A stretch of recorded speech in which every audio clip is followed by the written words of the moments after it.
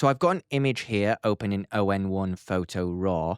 And in this video, I'm going to be showing you how I edit my skies to get a powerful yet natural look using the AI-powered sky replacement tool. So this image I took from my rooftop in Sao Paulo, Brazil. And as you can see, it's a clear blue sky, but there's not really anything that interesting about it. Sure, it's nice, but we want to try and get a little bit more out of it. And to do that, we're going to jump into the right-hand panel, and here you'll see sky. And you'll find here there are several options to replace the sky. Now, of course, we want to keep it looking as realistic as possible, but whilst also using our creative license. And there's some stock clouds available. There's the night one. We're not going to use that. The storm one. None of these look like they are true to life. So for this one, I think I shot this at, it was either sunrise or just before sunset. It's quite clear. So maybe it's actually a couple of hours before sunset. So I'm going to jump into the clouds tab. Let's go through some of them. Okay, we can turn it into a sunset one. So here we have a sunset one. And now look, this is where a lot of photographers go wrong. And I'm going to show you how to fix it. They just click it and then they leave it. And this doesn't look natural whatsoever. Thankfully, there are quite a lot of customization options in ON1 Photo RAW, so you can get the sky looking exactly how you want it. So I'm going to tell you right off the bat, this is far too unnatural looking for me. So what I'm going to do first is I'm going to go to the opacity slider.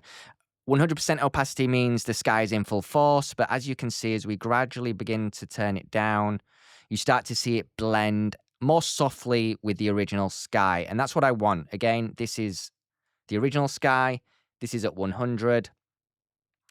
And if I can get that down to 60, it's just a little bit softer. It's less overbearing and it's not completely overriding the image. Now, we can also shift the horizon, and this essentially moves the positioning of the sky. If you go right up here, it disappears. If you go right down there, it disappears. For this one, if we go back to 0, that's how it looks stock. But I just want to bring it down just a little bit. Now, as you can see at the top, you start to see that line that we don't want that. So we're going to jump to scale, and then that starts to zoom in.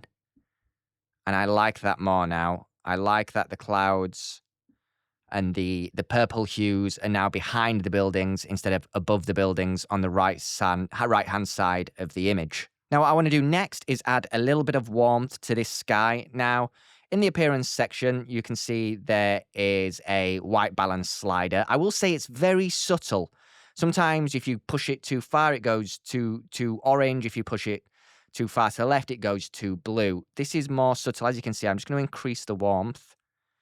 And you kind of have to push it to get any kind of effect here, but I'm just going to warm that up a little bit. Now, I like soft, fluffy clouds, so I also like to add a little bit of a blur effect.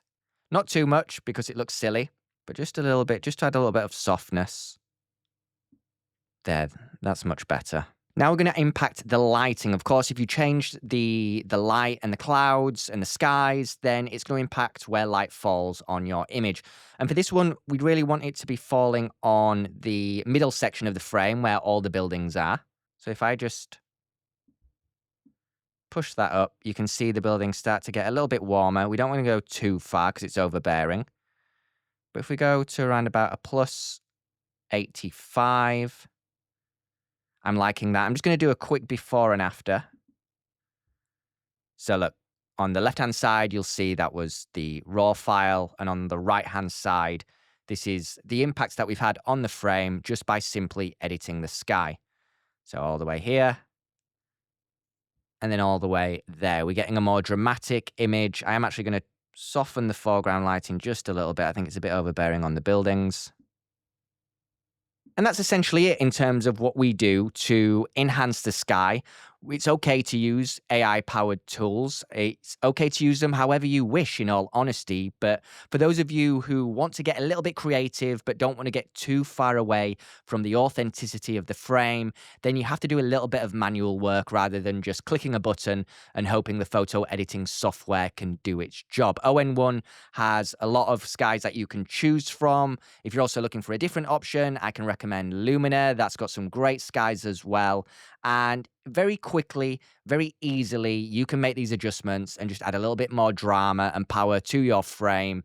And it's very easy to do. So, how are you editing your skies? Are you against sky replacement? Do you like ON1 Photo RAW? If you want to check it out yourself, guys, I will leave a link down in the description. You can get a free trial and test drive it if you wish. But let me know down in the comments. And if you found this very quick tutorial useful, also let me know as well. Smash a like, do subscribe, and tap that bell icon so YouTube notifies you when I next publish.